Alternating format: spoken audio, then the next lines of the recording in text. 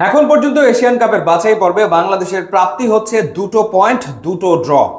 এর একটা ভারতের বিপক্ষে শিলংয়ে এবং আরেকটা হংকং এর মাটিতে, হংকং এর বিপক্ষে। ইন্টারেস্টিং ব্যাপার হচ্ছে যে নিজেদের মাটিতে বাংলাদেশ কোনো পয়েন্ট পায়নি, সিঙ্গাপুরের কাছে হেরেছে 2-1 গোলের ব্যবধানে এবং হংকং এর বিপক্ষে বাংলাদেশ হেরেছে 4-3 গোলের ব্যবধানে।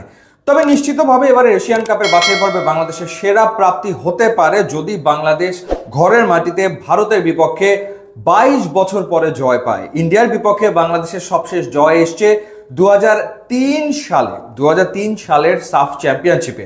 এরপরের 22 বছরে আর কখনো বাংলাদেশ ইন্ডিয়াকে হারাতে পারেনি। ইনফ্যাক্ট জামাল ভুঁইয়া, সে তার ক্যারিয়ারে এত ম্যাচ খেলেছে, 92টা ম্যাচ খেলেছে, যার ভিতরে 6টা ম্যাচ খেলেছে ইন্ডিয়ার বিপক্ষে। জামাল ভুঁইয়া কখনো ইন্ডিয়ার এগেনস্টে জিততে পারেনি। ওভারঅল যদি হেড টু হেডের কথা বলি, এই দুই দল 1978 সাল থেকে এখন পর্যন্ত মুখোমুখি হয়েছে 29টা ম্যাচে। 13টা ম্যাচ ড্র হয়েছে, ইন্ডিয়া জিতেছে 13টা এবং বাংলাদেশ জয় পেয়েছে 3 ম্যাচে। তো এবার বাংলাদেশকে নিয়ে ভক্ত সমর্থকদের প্রত্যাশা অনেক। হামজা চৌধুরী রয়েছেন, সমিত সোম রয়েছেন, জায়ান আহমেদ রয়েছেন এবং সবাই বিশ্বাস করে যে 22 বছরের অপেক্ষার অবসান হবে এবং বাংলাদেশ এবার হারাবে ইন্ডিয়াকে। তো দেখা যাক সেটা বাংলাদেশ করতে পারে কিনা। এবার যদি টিমের আলোচনা করি, বাংলাদেশ নেপালের বিপক্ষে প্র্যাকটিস ম্যাচ খেলেছে, যেই ম্যাচটা 2-2 গোলে ড্র হয়েছে। পক্ষান্তরে ইন্ডিয়া কিন্তু ভুটানের বিপক্ষে একটা ক্লোজ ডোর ম্যাচ খেলে এসছে একই দিনে এবং সেই ম্যাচে ইন্ডিয়া জিতেছে 6-1 গোলের ব্যবধানে। দুটো দলই এশিয়ান কাপের বাছাই পর্ব থেকে কাগজে কলমে তো ছিটকে পড়েছে এরই ভেতরে, কিন্তু এই ম্যাচটা দুই দলের জন্যই কিন্তু বাড়তি সম্মানের। It's more than a game এবং প্যাকড আপ স্টেডিয়ামে খেলা হবে। 6 মিনিটের ভেতরে এই ম্যাচের টিকিট বিক্রি হয়ে গেছে, দর্শকদের উপচে পড়া ভিড় থাকবে এবং নিশ্চয়ই কেউ আসলে হারতে চাইবে না, সেটা তো বলাই যায়।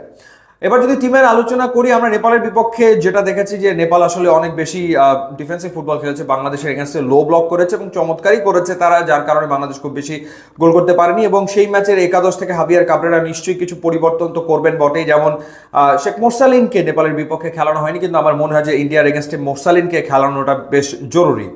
আমরা যেটা দেখেছি নেপালের বিপক্ষে যে ব্যাক ফোরে তপু বর্মন ছিলেন, তারেক কাজী ছিলেন, সাদ উদ্দিন ছিলেন, জায়ান আহমেদ ছিলেন।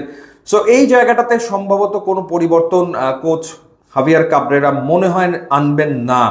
এবং গোলবারের নিচে মিতুল মার্মা, যদিও তিনি গোটা 6 গোল খেয়েছেন সবশেষ 3-4টা ম্যাচে, তারপরে মিতুল মার্মার ওপরে আসলে কোচ আস্থা রাখতে পারেন। অপশন আর রয়েছে শ্রাবণ, কিন্তু মনে হয় মিতুল মার্মাই আসলে থাকবেন। এরপর জামাল ভুঁইয়াকে কিন্তু নেপালের বিপক্ষে পুরোটা সময় রাখা হয়েছে মাঠে, তিনি খেলেছেন। সো জামাল ভুঁইয়া ইন্ডিয়ার বিপক্ষে আমার মনে হয় স্টার্টিং লাইন আপে শুরু থেকে থাকবেন এবং জামাল ভুঁইয়া নেপালের এগেন্সে কিন্তু ভালো ফুটবল খেলেছেন, কোনো সন্দেহ ব্যাপারে নাই। এছাড়া মিডফিল্ডে আমরা দেখেছি হামজার পাশাপাশি সোহেল রানা জুনিয়র এবং সোহেল রানা সিনিয়র দুজনকেই নেপালের বিপক্ষে হাভিয়ার কাবরেরা খেলিয়েছেন। এই জায়গাটাতে আমার মনে হয় যে শেখ মোরসালিন ঢুকবেন এবং সোহেল রানা জুনিয়র হয়তো বা তিনি থাকবেন না প্লেইং 11-এ। আর ওপরে রাকিব ছিল এবং রাকিবের পাশাপাশি এক সাইড থেকে ফাহিম খেলেছেন। রাকিব এবং ফাহিম দুজনই গতিসম্পন্ন ফুটবলার, খুব দ্রুত তারা আসলে ডিবক্সের ভেতরে ঢোকেন, কোনো সন্দেহ এ ব্যাপারে নাই। ফাহিম কিন্তু বেশ কিছু সুযোগ তৈরি করেছিল, কিন্তু ফিনিশিংয়ের যে দুর্বলতা আছে সেটা তো আছেই, সেইটা তো চোখে পড়ার মতোই আর কি। তো সেই জায়গাটাতে পরিবর্তন এখন কোচ আনবেন কিনা কে জানে। সমিত সোম নেপালের বিপক্ষে শুরু থেকে খেলেননি, কিন্তু নিশ্চিতভাবে ইন্ডিয়ার বিপক্ষে সমিত সোম একেবারে শুরু থেকে খেলবেন।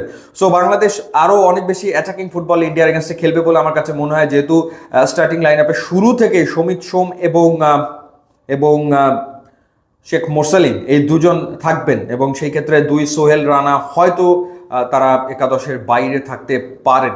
সো বাংলাদেশ এরকম একটা একাদশ নিয়ে ইন্ডিয়ার বিপক্ষে মাঠে নামতে যাচ্ছে বলে আমার কাছে মনে হয়।